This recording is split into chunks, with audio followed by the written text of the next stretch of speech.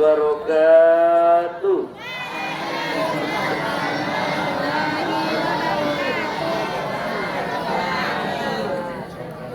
Semangat pagi.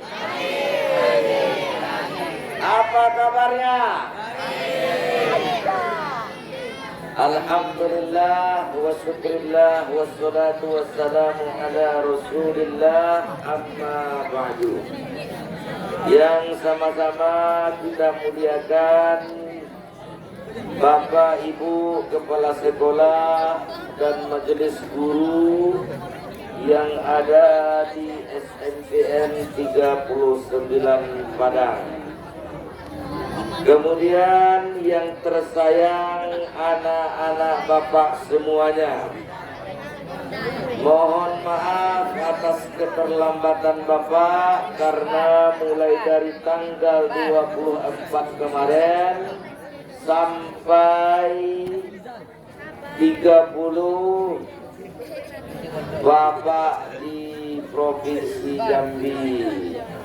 Dan tadi di perjalanan alhamdulillah meskipun terlambat sampai juga akhirnya. Alhamdulillah. Jadi momentum peristiwa Isra wal Mi'raj itu nak,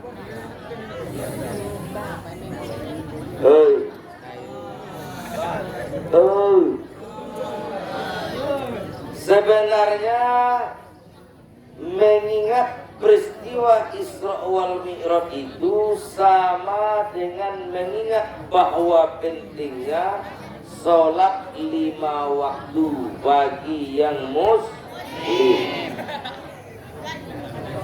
Jadi menyambung dari apa yang disampaikan oleh Bapak Guru kita tadi, ada 3 sebab terjadinya Isra wal Mi'raj. Di antaranya ialah wafat paman beliau yang tercinta. Siapa itu namanya? Siapa paman Nabi?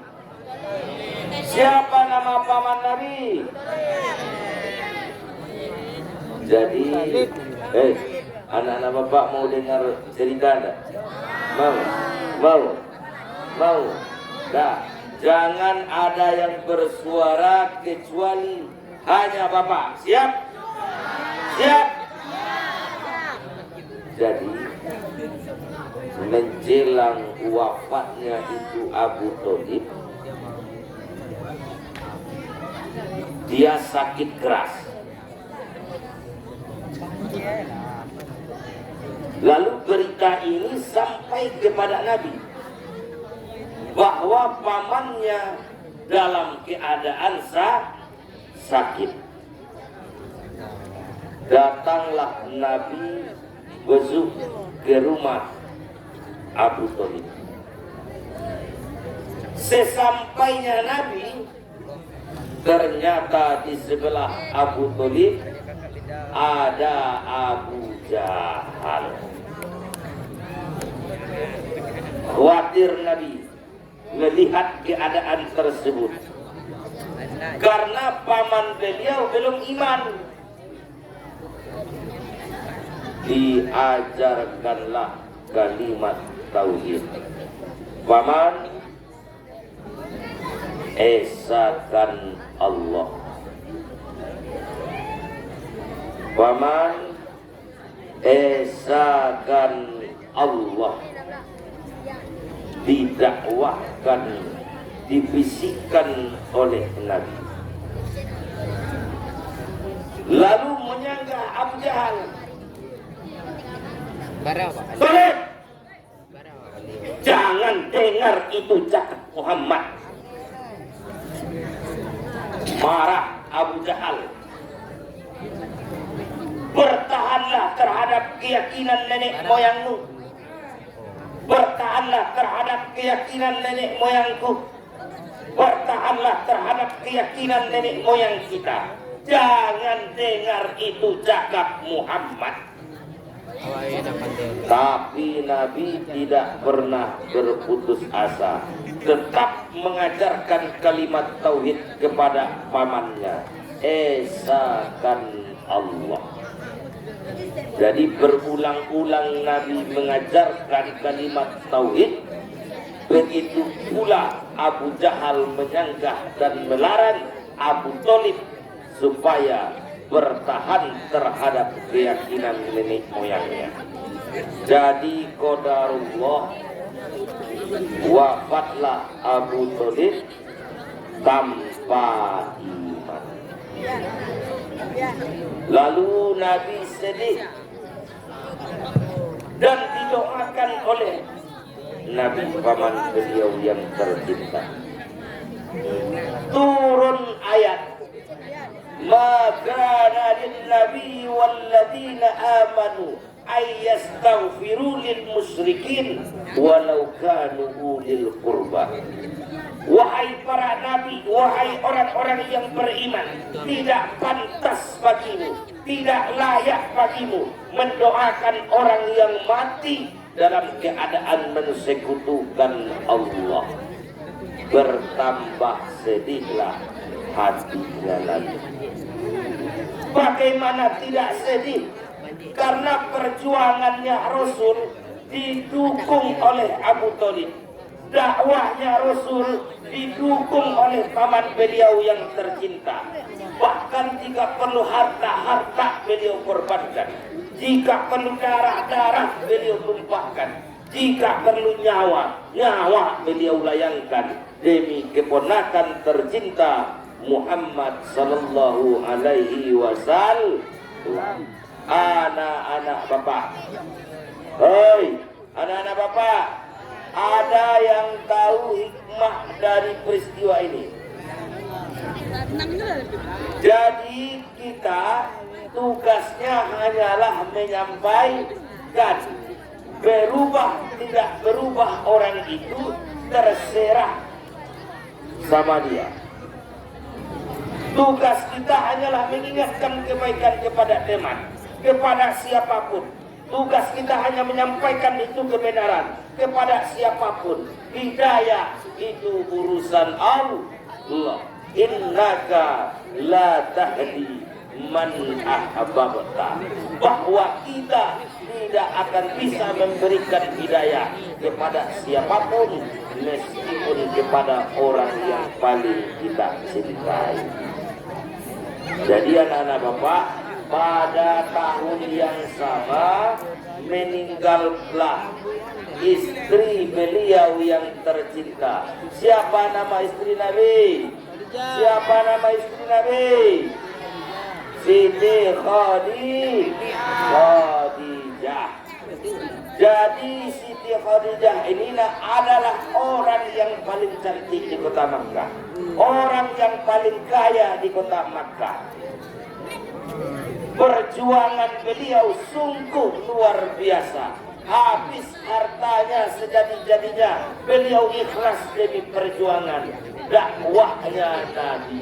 Bagaimana tidak sedih hati Nabi, istri beliau juga meninggal dunia.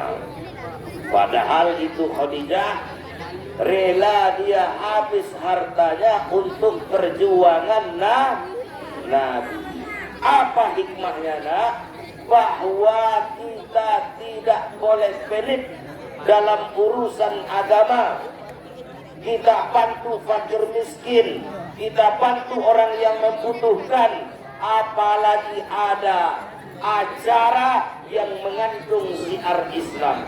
Kita mesti ada kontribusinya, mesti ada yang kita korbankan, baik itu waktu, baik itu uang, baik itu tenaga, apapun seperti yang dilakukan oleh Khadijah. Jadi berangkatlah Nabi ke negeri Taif. Sudahlah paman beliau yang tercinta meninggal dunia, setelah istrinya untuk menghibur diri Nabi berangkat ke Taif berharap agar dakwahnya diterima di sana. Sampai di Taif itu Nabi dicaci maki, Nabi direndahkan, Nabi dilempari kotoran, Nabi dilempari dengan batu sampai berdarah-darah. Lalu turunlah malaikul jibal menawarkan diri, wahai Rasulullah, bagaimana jika aku angkat ini bukit yang ada di Al-Jazirah Arab? Untuk apa itu, tanya Nabi? Untuk aku hempaskan kepada penduduk negeri Taif. Apa jawab Nabi? Ya malakul jibal, mereka karena belum tahu maknanya begini. Kita doakan saja orang-orang Taif supaya Allah beri hidayah agar mereka melahirkan anak yang soleh dan soleha, taat kepada Allah, mengesahkan Allah. Lalu didoakan oleh Nabi. Hari ini berkat doa Nabi itu negeri Taif 100% mengesahkan Allah. Jadi anak-anak Bapak, inilah kata ulama penyebab Isra wal Mi'raj. Ada lagi yang lain? Ada. Di antaranya ini hibah Nabi karena pamannya beliau yang tercinta wafat, tambah lagi istrinya berangkat ke Taif, dilempari, dicaci maki, bahkan berdarah-darah, dilempari oleh orang-orang Taif pada waktu itu. Bertambah hibah hati Nabi, lalu dipanggil oleh Allah. Inilah yang disebut dengan peristiwa Isra wal Mi'raj. Diabadikan di dalam Al-Quran, Subhanalladzi asra bi'abdihi lailan minal masjidil haram ilal masjidil aqsa. Jadi berangkatlah Nabi dari kota Makkah ke Palestina. Nah, Masjidil Aqsa di mana, nak? Di mana Masjidil Aqsa? Di Palestina, jangan Yerusalem. Palestina. Ya. Dari Palestina sampai ke langit yang ketujuh, sampai kepada Sidratul Muntaha, dalam waktu yang singkat ditempuh oleh baginda Nabi dengan izinnya Allah. Inilah yang disebut diantaranya mukjizat Nabi Muhammad. Perjalanan yang begitu jauh ditempuh dalam waktu yang begitu sangat singkat. Apa yang dijemput oleh Nabi pada waktu itu? Yaitu sholat 5 waktu. Makanya kita tak boleh meninggalkan sholat. Sholat itu berbeda dengan perintah lain.